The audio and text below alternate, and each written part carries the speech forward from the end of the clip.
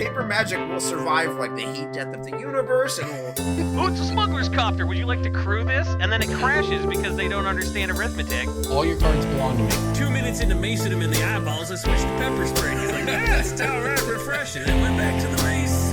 Magic is dying, I'm done. Selling everything. I might be a hoarder. And yes, I don't have the crayons or glue to explain this to you right now. What, are you gonna die twice? Oil will be worthless before magic cards will. well, okay, Dr. Man. That's Mr. Dr. Professor Jason. Hello, everybody. Welcome back to Brainstorm Brewery. I'm Corbin Hostler, joined by my co-hosts Cass and DJ, and we are here to talk to you about Magic, about playing Magic on a budget, about what that means when there's a regional championship for you to play in. There's been a lot of discourse, capital D discourse, across the internet over the regional championship weekend. It was this. It's a horse that's like a frisbee. It's like a horse frisbee. Discourse. Oh, yeah. Ultimate. I've you heard know, a lot of ultimate courses, and I just didn't know which course. Anyway, that's DJ. DJ, do you want to let people know what you've been up to for the past few days and what your role is kind of within the Magic system here?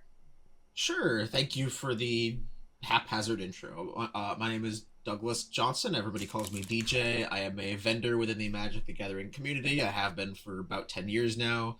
I have my own little vending operation in upstate New York, as you can see if you're watching this on YouTube. And then I also do contracting for TOAMagic.com, and I work pretty much every event that the TOA Magic booth does. I was in Eternal Weekend last week in Pittsburgh, and I was at the Regional Championship this weekend in Atlanta. I was one of the Twitterites / Xites participating in the swamp of the discourse that was about Magic the Gathering vendors bringing the cards that you want and or need.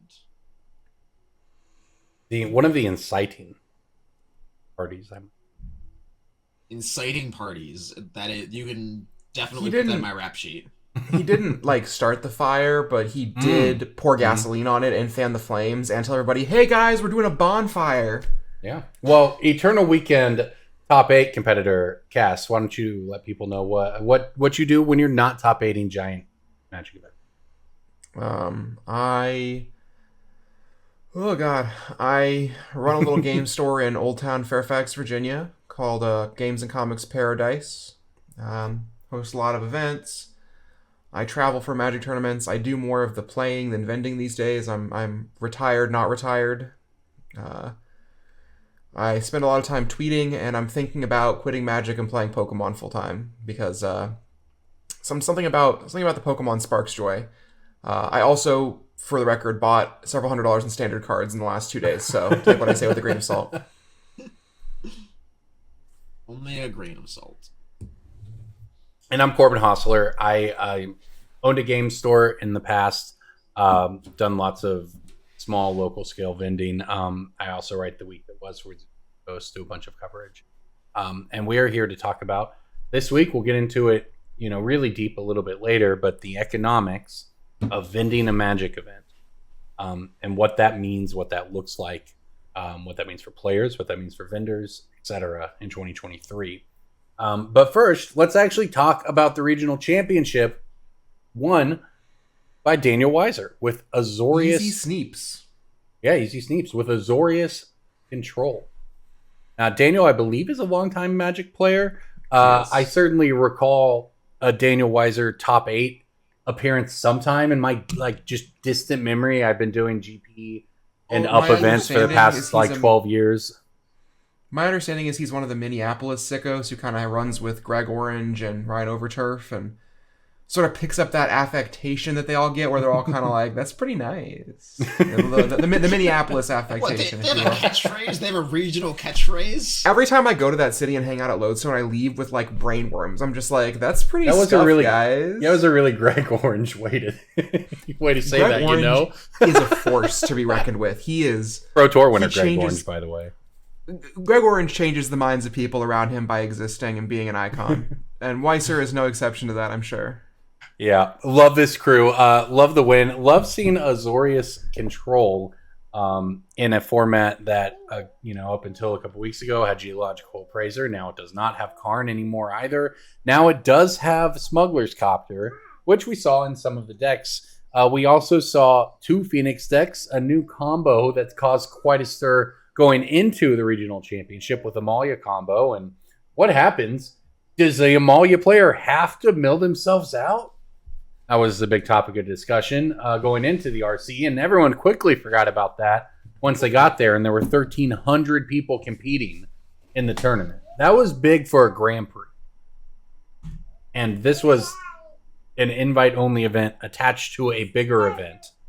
And it seems like it was very busy and perhaps stressful. So, DJ, let's start with you.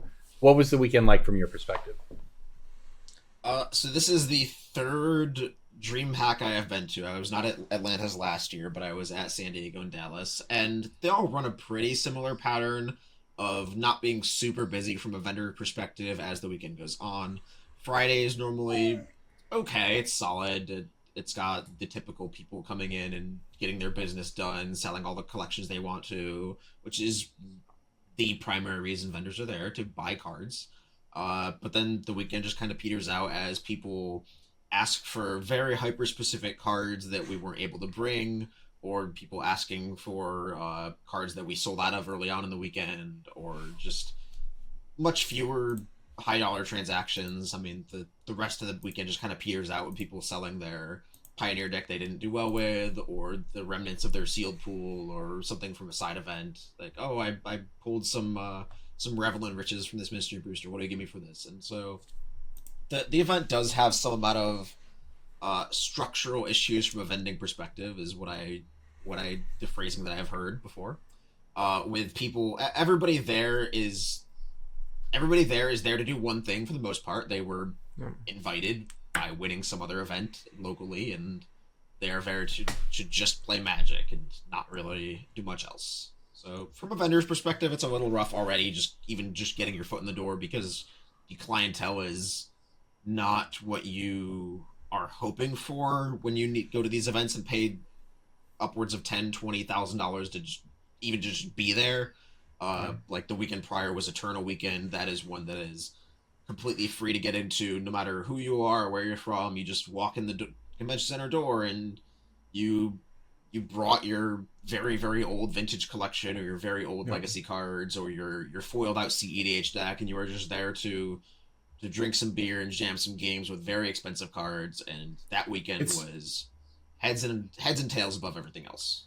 It's a very clear dichotomy when you put it like that, because Eternal Weekend is the kind of people who they want the thing they want, but they don't really care how much it costs. Like they are quality sensitive above all else.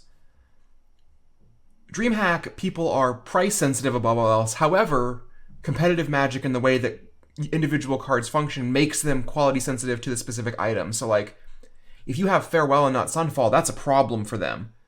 But like, they also want it to be cheap, and they want everything. They want it to be cheap, they want it to be there, and they want it to be quick. And they also want you to bring all of the uncommons that they might need. I was going through recently to try and find cards that, like, I might need to stock in my store that are cheap. Do either of you know the card Parasitic Grasp? Crimson Vow uncommon removal spell, No, not very good. I would have, if you had given me a multiple choice poll, I would have guessed that card is from Scars of Mirrodin. I was going to say Scars as well. It's like a kill spell that kills a human, but if you cleave it, it can kill anything. Deal 3 damage to anything, you gain 3 life. But Cleave is a mechanic, yes. Cleave is a mechanic. But, like, this is a card that is kind of sort of relevant. Not really. Would you ever think to bring this to an event, like even a standard event? Did you remember that Crimson Vow was in standard? Yeah, so I missed Olivia's wedding invitation. Did not get one. Bummer. yeah, so as you could tell, there's a lot going on over the course of the weekend. Now, what is cool is that with the Azorius Control win, there were 12 regional championships this season of Pioneer, and 11 different decks won those 12 tournaments across the world. The only repeat being Rakdos Midrange, which won 2. Which, hey, I think is a pretty neat stat. I think that it's cool, the diversity we saw amongst the field after the bans, etc. But that gets into, we look at the top 8, we see Amalia combo. Okay, that's a brand new deck. with a bunch of stuff people are not necessarily familiar with. And it was the breakout deck of the weekend. Everyone needed cards for it, leading to the issues Cash just brought up. So, in a nutshell, players at this massively busy event who were dealing with their own headaches and tournament logistics. I'm sure it sounds like the judge crew was understaffed, et cetera, trying to get their decks together, get their cards together for their lists. And you think, oh, there's 20 Magic vendors in this room. Of course I'll be able to get something. It's a Pioneer event. And then they don't have the Pioneer cards you need. And you go to booth after booth, and none of them have the Pioneer cards you need. And then you get mad on the internet because why? What are we even doing here? And that has led to some of the response. We've seen vendors, DJ being one of the people who was vending this weekend, was very, vocal about it.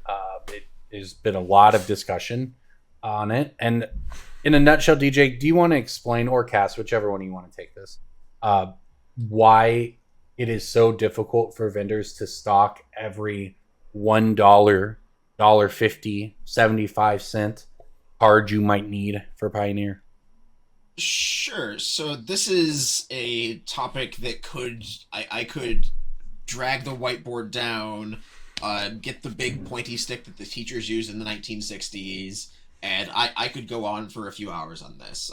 There's a myriad of factors here about how the ecosystem has changed over the past decade, about how vendors who did do this in the past were probably losing money, and the system has evolved to the point where they realize that they should not be losing money. There's the conversation about how what our job there is at the event. Is it to provide a service to the players at the expense of ourselves? Should we be, some people were suggesting, Wizards should be the ones covering this. Wizards should be incentivizing you guys, either positively or punishing you guys for not bringing these kinds of cards. You're actually only there to subsidize the cost of the venue, by the way. Right, yeah. The only reason that these booths exist is so that Reed Pop or Card Titan or whoever, Star City, or whoever is handing the check to the convention center is not taking a bloodbath on it, because these convention centers are that expensive and there is that little money in the industry as a whole. I know that individual card prices being upwards of $300-400 or thousands of dollars makes it seem like this is the most wealthy possible convention that could be happening, but in the grand scheme of convention centers getting rented out, it is not. Every gun show has more money in the room. Every single one. Well, there's more money, but even just from a youth sports perspective kind of thing of they're not transacting in that convention center. Nobody's buying and selling goods, but the organizations behind that just have them way more flexibility in how much money they're given by governments and even just local fundraisers, and there's so much more money than Star City trying to scrape together a small six figures to be able to run Star City Cincinnati or Star City Atlanta or Star City Hartford. There's so little money there for Star City to work with, and vendors are subsidizing that, and that's why we see Magic the Gathering booths cost such a larger number compared to every other event like that. It's just and to be clear, that number is almost double what it was 5 years ago. Yes.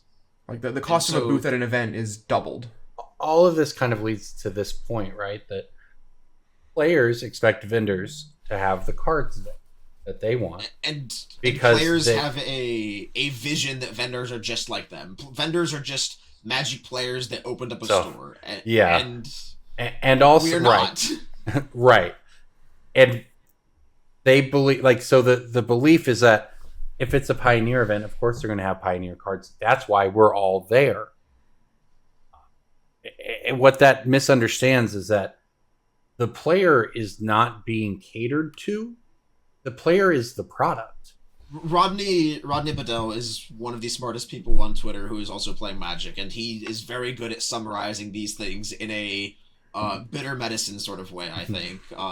One of the nicest people on the planet in person, but sometimes people can read his tweets and they're 100% correct, but man, do they go down sour sometimes. Yeah. That kind of player, learning about the industry.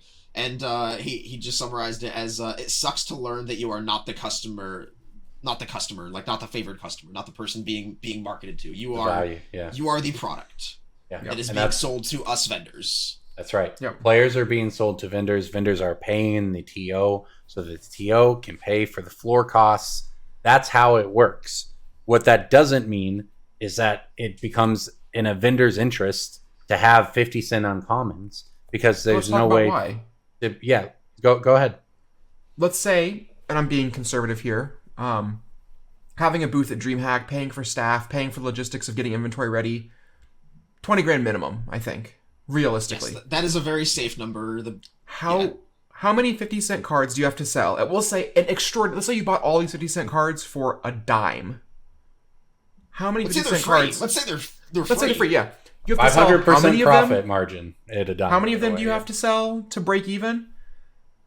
And how much does a 25-cent common weigh, and how much does a Black Lotus weigh? They weigh the same, unless one's foil. But you get the point. Like, You're right. Yeah. you can only bring so many suitcases. A check bag on Delta costs what, like $70, $60? Yeah, I've had a discussion with people who think, well, why not just drive then to alleviate these costs? Well, you can't drive a whole crew out to Vegas, and you can't have even a couple. You're paying people for travel days, like all of that stuff compounds really quickly. And some too. There's businesses no do that. easy answer. Yeah, and some businesses are able Right. to do that. Like there are some booths that say we'll be at every event within 400 or 500 miles. I believe. Right. But for the Dakota people who are Clark Confidant? going out to Vegas to vend from the East Coast, it just doesn't work. And I even believe- if that, no, go ahead. I believe Dakota Clark, Clark Confidant on Twitter, Mhm. God, I hope I got his name right. I'm so bad with names. Anyways, was talking about how NRG drives to all the events, and like that's why they're able to have such a wide stock of things. But like, all of their shows are what, like 3 or 4 hours from their headquarters. Yes. That and by they're by also design. running their own show. They are Right. using the Star City 2013 model Correct. of we will try to control a specific area. And nothing against them. Control has this weird Right. bad connotation, but like we are trying to control our specific local area and have the supply because Right. we are able to just run a siloed operation. If you think of like Rockefeller Carnegie style, they're trying to control the supply chain from start to finish. Of we'll be there at the event, we'll run the event so that we will get all the profit from the event, and we will use vending the event to partially subsidize that, and being able to drive all of our staff, all of our things to this one event, and we'll load up the U-Haul truck with the big standard 5-row that says this one is Streets of New Capenna Z to whatever, A to Z. Right. They also so very wisely don't do convention centers. They do like hotel ballrooms, which means their events are capped at a much smaller player count. So you'll never get like the 1,000, 2,000 person event. But they're feasible events. They're events that they can keep doing. I'd rather have sustainable, smaller events that are more frequent than bigger is not always GP better. Charlotte. Yeah, because as soon as you level up into a convention center, everything's out the window.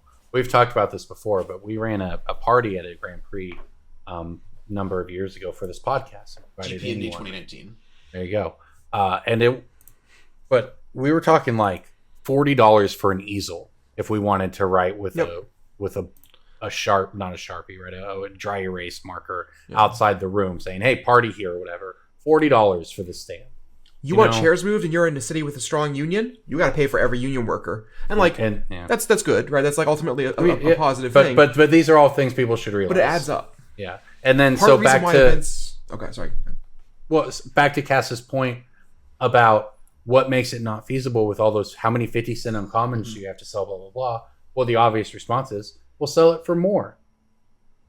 And that is the PR nightmare that develops into the Twitter fiasco that we saw. Is if we want to have those cards, and I mean, there's this is also a multifaceted thing that I'll get to in a second. But if we want to have those cards, and let's say that we brought them from home, from scratch, home baked get losts, right in the little on the windowsill with the little smokes coming up like on a pie, like cartoon kind of thing. You know what I'm talking about. If we have those, we have 30 or 40 copies, let's say.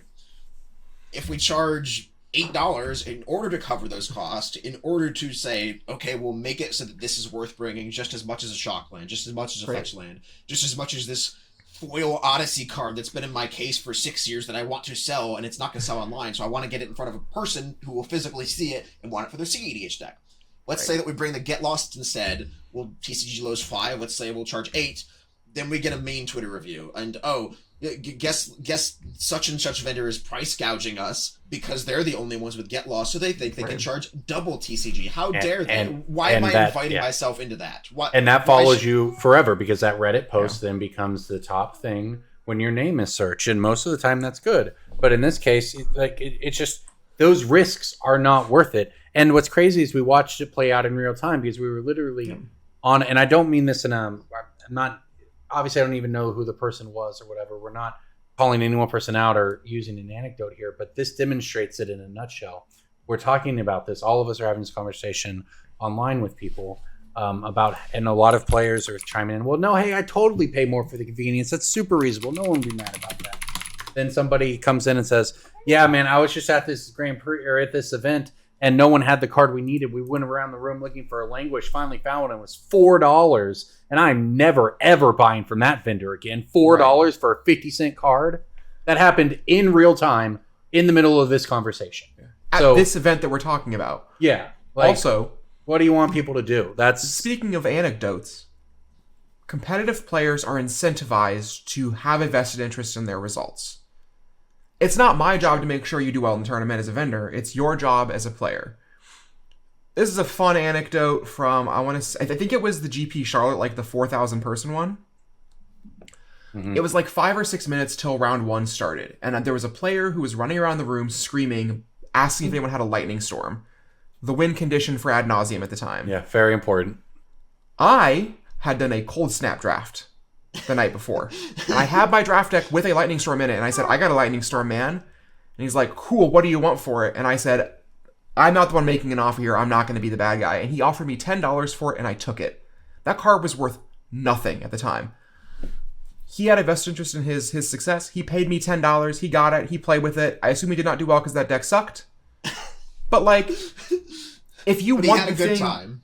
There was, like, a very dramatic moment where he's like, what do you want for it? And they announced that round 1 was being sent up, and it was like, it couldn't have been better. I could have turned the screws on that guy, but I was just like, I'm not picking a number here. He gave me $10 for it because he wanted to play that card. He wanted to play Tournament Magic, and he didn't plan ahead.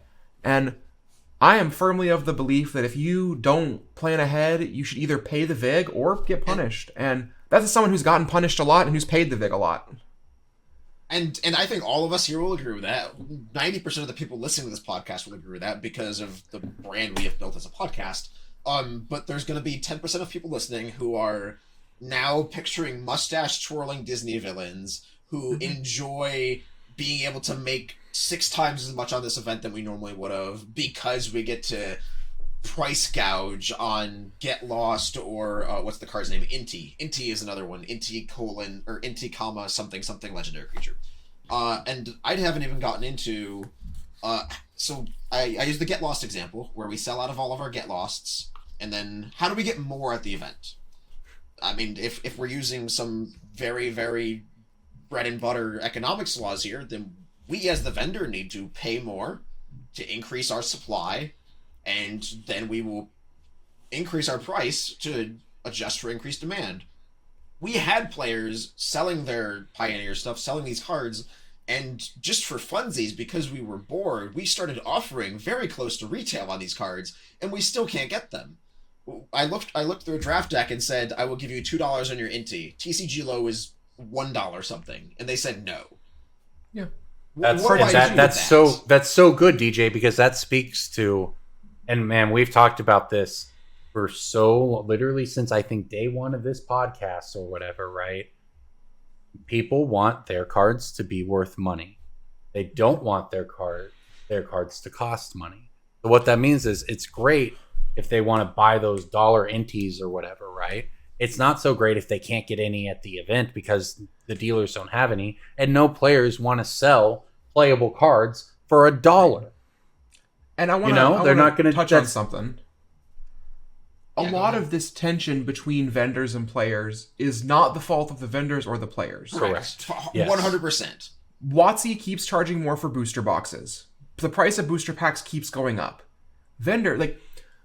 Play boosters are going to be like $160 a box, and that's like with bad margins for a store. Like game stores are going to go underselling play booster boxes for $160. Yes. What happens when the cards are worth nothing because there's 6 variants of each of them? What happens when you open your $8 play booster or whatever it's going to cost and you get 2 bulk rares? How are you going to feel? You're going to feel terrible. But guess what? The only 2 things that can budge are the players and the vendors. WotC's not going to budge. Their shareholders have to buy a second yacht. Like, the more... It's realistically, and I'm gonna get on a little bit of a fuck like eat the rich rant here for a second. It's not us versus the players. It's us and the players versus WotC. And there's nothing we can do. They have all the power.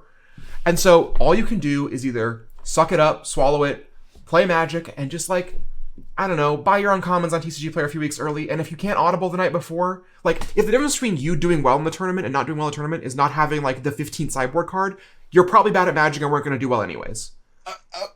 I have a slightly different solution for that player. I agree. I 100% agree. But one of the solutions I was trying to provide on Twitter and other social media to these theoretical players who are like, I'm fine playing the premium, man. I'll pay the premium. And like we've discussed, we can't charge a premium for a number of reasons, for PR reasons, for logistical reasons. Even if I want to sell Inti at $5, it does not make sense for me to do that. It does not make sense for me to bring 15 copies of every Inti, air quotes, Inti being any Pioneer card that fits this bill, like Bitter Triumph or whatever. I can't do that. So my solution to the player who wants to be this very, very good competitive player, who wants to be invested, who wants to be prepared, when the set comes out, just buy 4 of every common and uncommon on eBay or TCG Player. Just get all of them, and that will fit in a 500-600 count box, a BCW box, that takes up less space than the average Commander deck's giant, weird $30 tower box thing, and just have the arsenal. Just give yourself that fluidity to switch. No, fuck. It's not my job to buy everything I need and take loss on the stuff I don't use. That's the vendor's job. Well, I think like I saw 4 or 5 different people suggest very illegal price fixing. What if every vendor just agreed to charge $5 minimum for a card? I did see that. So illegal. Yeah. Or have Wizards send their frequently used Pinkertons to just knock on the booth of a vendor and make sure that they have all the cards I need. If this vendor didn't bring 8 of every Pioneer card, they shouldn't be allowed to be a vendor. That was also a thing floating around. Yes, but listen, that people have bad solutions because there are no good solutions. There's no heroes in this story. Yes. Okay, we're all villains. Right. So like, but I think this is where we're at. This is a point I want to make. A lot of people, I made a point about how tournaments are not always better just because cards are cheap, as we saw that happened this weekend. The fact that vendors were not incentivized to have a bunch of cards that players needed did not make for a better tournament experience for anybody. Okay? Right. So like that's a baseline here. That with that established, I want to say that card accessibility is not what the TCG Player app says when you scan a card. That is not what card accessibility is, and I think people need to understand that. Market price, defined by TCG Player, is recent sales of the card combined with recent listings using some crappy patty formula that none of us will ever be privy to. I understand that. Market price defined by what's his name? The invisible hand guy. Adam Smith. Adam Smith? Yeah, one of those two. Market price defined by that guy from the 1700s. That is just raw dog supply and demand. That is 0 other factors, no shipping time, no external factors. It is, like Cass said, it is the lightning storm example. I have this, you want this, let's do battle. And that is the market price that some players have known and just been experienced the past 15 years. I mean, there were plenty of old guard players replying to this mega Twitter thread of like, I remember paying $20 for my Goblin Guides, and by gosh darn it, I know I was getting got, but that's on me. And there is that factor, but we are at the point with the Magic system, like we said, with the reprints, with the variants, where even if I want to get that premium, I can't. And one other additional factor on this that segues into that is, so I used to work for a different booth that was able to, pre-COVID, that was able to sort cards coming in. We had one dedicated employee role behind the booth that was, again, this is a couple $1,000s to have this person for the weekend, flight, labor, food, hotel, etc. That person's job is just sort. We had a person behind the booth whose job is just sort and get cards back into the cases. You bought your Lyras, great. We're out of Lyras. We'll buy them. We'll make sure they're back in the case. Sort it out color, alphabetize, Lyras, breeding pools, War of the Spark cards, whatever. They're back in the case. Sorting machines have changed that. Nowadays, when we buy cards and we want to make sure that they get online quick enough, we sort it so that the sorting machine can deal with it, which is splitting it foil, non-foil, splitting it by condition, and then putting it in a one row so that it is ready to go into the oven. Because the sorting machine kind of looks like an oven. You can kind of see it's a little like easy bake oven. That is how cards are dealt with at events now when we buy them. We buy that collection, we're not going through that box unless it has mana crypts, unless it has masterpieces or expeditions. Those are worth making sure that they're set aside when we do the buy. Right. Your average Itali or your Inti or your Ixalan thing that I can't pronounce, that is in a 5-row now, even if we bought them. We bought some Get Lost at the event, and we tried, as we learned that the availability issues were so severe, we tried to adapt that on the fly and make sure we could sort out which Pioneer cards were good. But again, we can only buy so many Get Losts. Nobody's selling us Bitter Triumph for $0.25 for us to put it out at $1. Well, I would say that's the biggest issue. Like, card accessibility is not the price when you scan something, because that only matters if you're buying on TCG Player and you have a couple weeks to wait, because mail gets lost at a higher rate than ever. TCG Player is not particularly fast, given that you don't have any idea who the seller is. If you get it from direct or whatever, you'll be fine. But if you're just getting cards from a seller because you're buying the cheapest thing, right, it's not necessarily more accessible. Was Tarmogoyf more accessible after Modern Horizons 1? Or, sorry, Modern Masters 1? Like, there were more copies of it. The price went up, though. So what was it? Is it more accessible because more people have them? Literally, it's accessed by more people? Or is it less accessible because it costs more when you scan it on the app now, right? They're not the same thing. And watching people conflate that all weekend while players at the tournament can't get their decks together was very frustrating to me. This is also just like not directly related to this issue, but it's sort of a perception thing. You know, for a lot of Magic players, buying a Mana Crypt is the biggest Magic purchase they'll ever make. Yes. What's a Mana Crypt, like $150? 150 to 160, yeah. Sure. We'll say 150 for the sake of this. Let's say you are a vendor and you're paying a crackerjack number. You're paying $120. You're looking to buy all the Mana Crypts in the room. And over the course of the weekend, you probably buy like what, 20, 30? Yeah. If you're doing well. Yeah. So you have $30 in margin there. You know, you pay your staff to buy it. You take it back to warehouse. You sort it in your $20,000 sorting machine. You have to list it online. You have the cost of it sitting there. You have to ship it out. How much money do you make on a Mana Crypt? Like $10? How many Mana Crypts does your business have to flip to pay for 3 employees' salaries? We'll say the salaries aren't even good.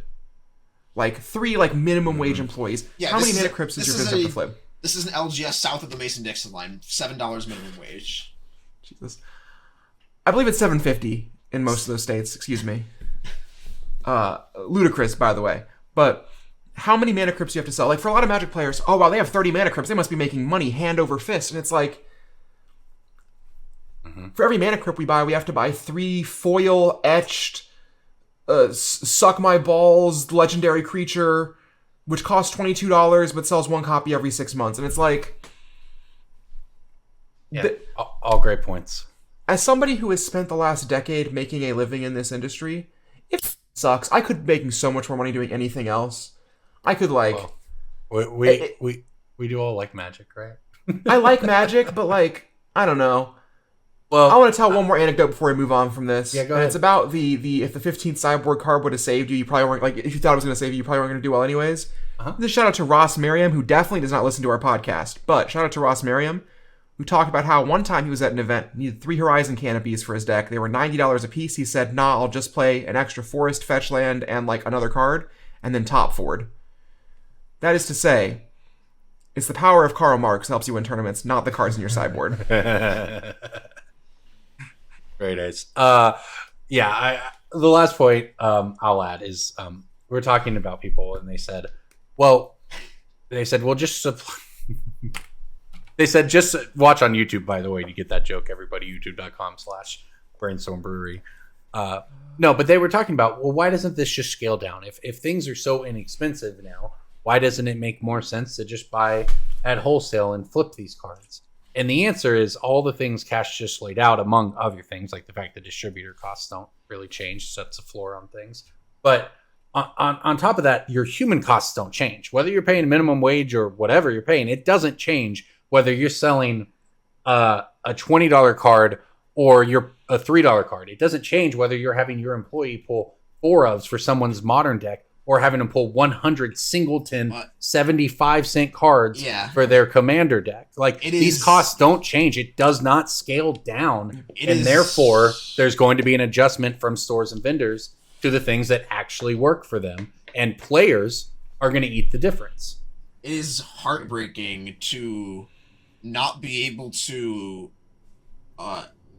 convey in an empathetic way the information that pulling a $100 commander deck loses me money as a store. Yeah. If somebody sends me a list and says, hey, can you pull this list for me? It is a $100 to $200 commander deck, and it takes my employee 2 hours to pull that. Let's say it takes them 1 hour to pull that, and I'm paying them $15 an hour, which I do. That is a $100 commander deck that I'm already taking a 15% margin on. And that's before me buying the cards, sorting them, filing them away. That's just the pull time to get the cards out of inventory. And let's even if you're paying your employee the Mason-Dixon below the Mason-Dixon line, you're still taking a bath on it. Yes, and it's very hard to tell that player that conversation feels like it boils down to you are not worth it. And I don't want that to be the conversation. I want them to be worth it. I want to have a store that people can come in and feel good about buying cards and get their stuff and have the game spark joy that it has for so many of us. But Cass summed it up earlier. It is us against WotC. It is not vendors against players. Right. My goal in running this game store that I run is to make sure that my employees get paid and the lights stay on and then we get to be open another week so we get to host another F&M. That's all I care about. I'm not going to get rich off running a game store. And every week it gets harder just to do the basic things. And that's not to say, like, we're struggling. Like, we are one of the game stores that's very fortunate. We have a good location, a great player base. But everyone wants their cards to be cheap, quick, and easy. And they also want employees to be paid more, but those two things are at odds with each other. Like, I'm sure I could charge less for my cards if I paid my employees $7.50 an hour, which I don't believe is actually legal in the state that I'm in. But Me neither. New York. Like, people got to eat. You know, the price of groceries only goes up. Human costs really are one of the limiting factors in this, and like rightfully so. People need to be paid more. Yeah, and that's what it boils down to: is that the economics are what the economics are, and whether you're mad at vendors, like I saw somebody. They said, I just can't imagine why you would want cards to be want players to have to pay more money just so things are more convenient for you at a tournament. And it's like, you're missing where this is going. That's not this is not about one tournament, one weekend. This is a symptom of what the market looks like in the current state. Yeah. My final note on this, and I swear we will move on to some. We'll move on after this with a little bouncy intro music. How many copies of Bitter Triumph can I sell to you at $1 to sustain the cost of a $10,000 booth? And you can feel free to sound off in the comments on this, YouTube style. Let me know. Do the math. Show your work. How do I, number one, acquire said copies for the event? You can choose how many you think I need. What is my opportunity cost to bring them? And just, again, assuming I'm selling at $1, like, how do I make this work? Like, help me budget this. My family is dying candles meme. Like, that's what I got. Something to note for that. I think it's like the average is 2.3 Bitter Triumphs per draft box. Yeah, let's add that little fact in there. Like, do the math on how many packs I need to open. Yeah. Well, because you are going to have to open packs because players aren't going to sell you their standard playable cards for a quarter. And you're like, oh, but the Cavern of Souls will subsidize that. How many Cavern of Souls are there per draft box? 0.2 or something? There's like 25 mythics in every set. Well, yeah, but the acquisition thing is. Speaking of Rodney, I had a tweet.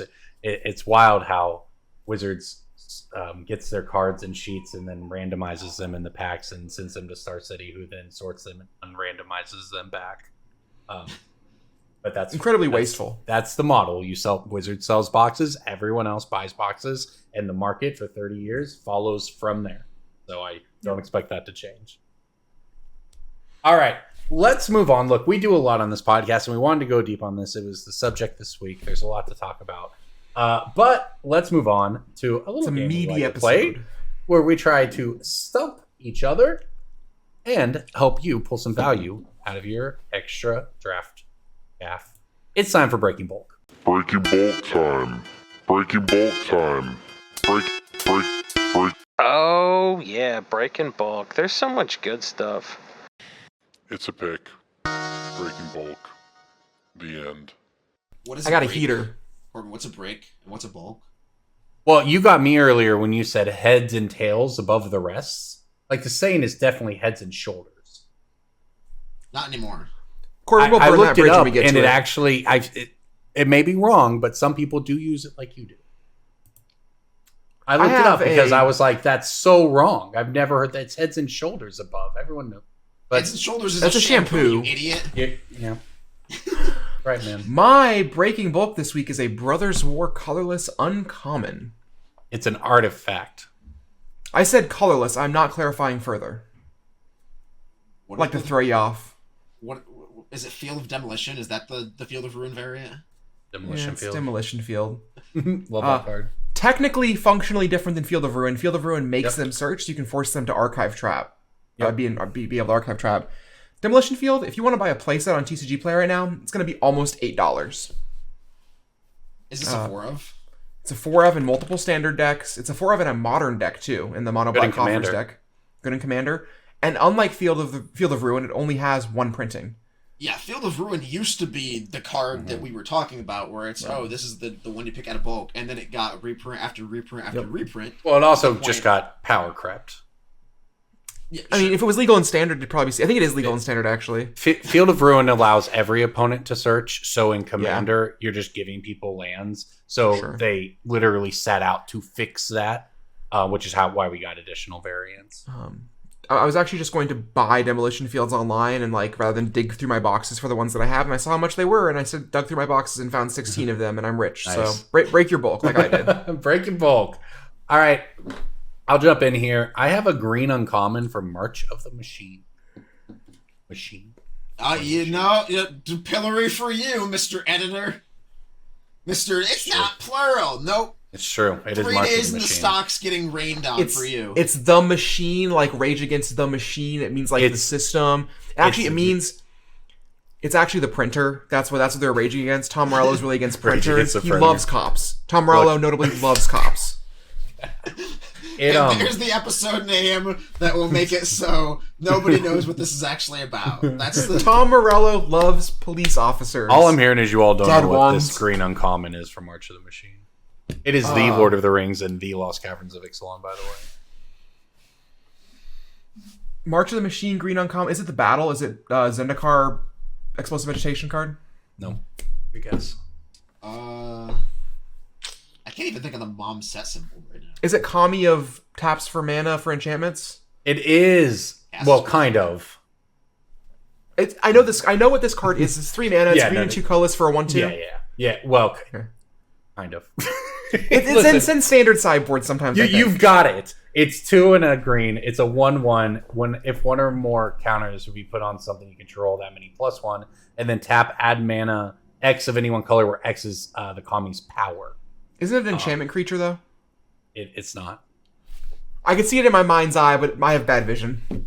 I mean, you were right. It is the Kami. It is. You got everything. You right there. But yeah, not to do with enchantments. But it is $1. The guess I took was calculated, but man, am I bad at math.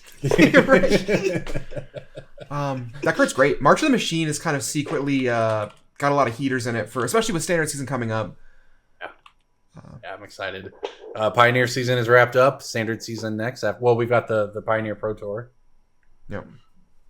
All right, my breaking bulk is specifically themed based around the rest of the episode, so I'm actually going to timestamp this, and for the first time ever, my breaking bulk will be like 20 minutes later than everyone else's. Oh, okay. Yeah. Okay, just put a little Is this delay? pause in that. We'll check back in, I guess. Delay would be a very funny pick, but it is not delay. And while Is you're it waiting, you should go discontinuity? Stop look, getting out of- closer. out of time. Time stop. Isn't that out of time? Is that a card? That's a Modern Horizons card, right? That card's up in CEDH, specifically in Shorokai. This is really You know more of a what? time That's stretch. gonna be the only hint y'all get. You can tank on this for the next 20 minutes while we do the episode, but you get no other hints on this. No set, no nothing. You just get that. Okay, Paint yourselves in a corner. Cool, Continue thanks, the episode, DJ. show guy. Well, while we're ruminating on that, you should go check out mtgstocks.com because it's what we're going to do to try to figure this out. MTG Stocks is the best source for all of your Magic Finance content on the internet. If you want to see what charts going back 10 plus years for cards, if you want to see the latest interests, if you want to set alerts, and you can check out the premium side for access to all of that plus more. Definitely go check out If you MTG Stocks. So I think you need a really good computer to do this. But if you go to the graph for Goblin Guide from Zendikar and you ask your computer to enhance like 600 times, you can see the moment that Michael Flores paid $70 per Goblin Guide on the graph. I have a distinct memory of Grand Prix DC, the Legacy event. It was the release weekend for True Name Nemesis. It was at the Dulles Expo Center, which at the time was like 5 minutes from my house. And the week before, I had gone to all the Targets and bought all of the Grixis Commander decks. It was the Grixis one that had the True Name, right? Uh-huh. And I walk into the hall, and I'm just like, I'm going to buy list these True Names. I'm going to pay for the weekend. And there was a vendor paying 40. There was a vendor paying 50. And I was like, I should probably just take the 50. And as I'm walking to the vendor paying 50, I hear them say, or I hear a player at the booth say, I will pay any number for these. Do you have them? And I like look at the vendor. I hold 4 of them up, and I'm just like, let's talk. The vendor got their VIG. I got $80 per on them. And that is to say, that card was not very good. Round 1, my opponent cast one against me, and I put a Gristlebrand into play and killed them. Can't source the plowshares it, though. All right, we've been serious so far, but I'll have you notice, Cass, what's that? Is that an elf hat? Well, it's actually just a green hoodie, you jack. Green hoodie? But, you know. I can get a little bit gnomish with it. A little garden there we gnome-y.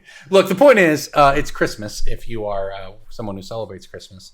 Santa is pagan, by the way. Hasn't been thought you canceled should yet. know. We won the war on Christmas. And we are going to do a little bit of some fun Magic-themed Christmas stuff here. So we were talking about stockings and all that stuff. What would you like for Christmas if it's a Magic-themed gift? What Magic item do you not have right now that you think would be cool, but you've just never pulled the trigger on? I want DJ. I'll go DJ first. in here. Let's go. I want 16,000 copies of the card Generous Gift from Modern Horizons 1. 16,000. But why? Yes. It's a white elephant. Oh, that's good. That's good. I don't get it. White elephant gifts. Ooh. You know, Even your Oklahoma lack of culture. Why That was 16? an incredible joke. Why That was a really good 16,000? joke. Why 16,000? it's a big number arbitrarily. All right, I'll give you that's pretty good. Here's what I want. The Magic theme thing that I want for Christmas. I would like the John Booth end grain butcher block workbench, 60 inches with a 2.5 inch thick butcher block, and I want it delivered by somebody who plays Magic. And when they see me, they're like, "Hey, aren't you the person who taught for a weekend?" And I'll be like, "Nope, you got the wrong person. Don't talk to me." And then I'll bring my cooking thing inside, and I'll prepare a meal on it. Cass, you have to be more specific. Every Magic player's a DoorDash driver now. They can't afford cards. Oh no. DoorDash would not be bringing me this. This would be an Amazon delivery driver. Actually, I don't think Amazon sells this. Anyways, if anybody wants to be really nice to me and buy me like a $3,000 piece of kitchen furniture, it's like a cutting board on wheels, like a butcher block. It's very nice. Feel free to Venmo me. My Venmo is the same as my Twitter handle. Only send it if it's the full amount, though. If you send me any amount less than $2,795 plus shipping and handling, I will block you and roast you. Actually, I probably won't roast you because I don't want to give you the attention, but I will block you. You can pay to get unblocked, though. There is an unblocking fee. Yeah. Speaking of unblocking fees, I was at GP Vegas last year. Matt Sperling sits down at our booth, And I was like, hey man, can I pay you like $10 to unblock me on Twitter? I was like an asshole to you one time, and I definitely deserved it, but like, I like your tweets now. And he said, yeah, I'll do that. And so we gave him $10. Do you think he would have done it if you just asked nicely without giving him $10? Matt's a nice guy. No, I think he would have, but it's way funnier if I offer him $10 for it. It's much better if you... Well, especially if you're him, right? And like, somebody's just going to like bug you with something you don't even remember probably, or they hate you, I don't know. But like... Right. But like, yeah, $10 makes it go down a little easier, huh? Get that convention center pretzel olive branch out there. Hell yeah. Also, that's like, look, paying me to gain a follower? Broken the system. Also, the next week, he bought cards from me on Twitter. Perfect. He bought a reinforced negation from me. Corbin, that reminds me, for Christmas I got you a bunch of Russian fake followers.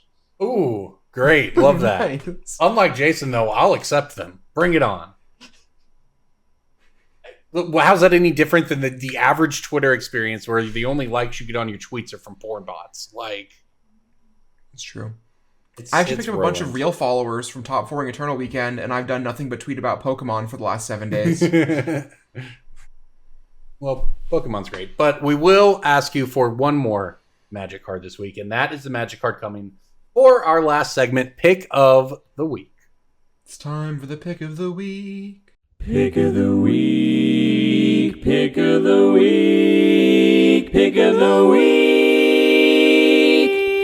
Time for the pick of the week. Head and tails above everyone else, huh? I got a nice Pick of the Week. Your ass is above them. Face down, ass up. That's the way I like to Pick of the Week.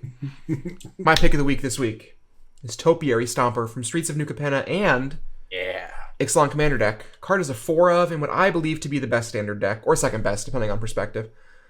The Domain Ramp deck. Card is a 3-mana 4/4 Vigilance that rampant growths, and then when you get 7 lands, it can attack and block. Can't do that until then, though. But card was just printed in a Commander Precon, and was in Streets of New Capenna, and still manages to be around $2 or $3. I think this card has room to be worth more, because Capenna is an old set, and you need 4 of these for what I think is like... It's also the best deck in Standard that plays no copies of Shieldred, which means that a lot of people are going to pick it up. I played that Domain deck for a while in Standard 2, and the curve of Stomper into the battle, the 4-drop battle, means that on turn 5, because on turn 3 you play Stomper, go up to 4 lands. On turn 4 you play a land, go up to 5. Play the battle, go up to 7 lands in play, and your Stomper can attack and block on turn 4. And the next turn you can just cast an Atraxa. Yes, it's very powerful, very powerful, to the point that I am honestly a little surprised, and we'll see when we get to Standard.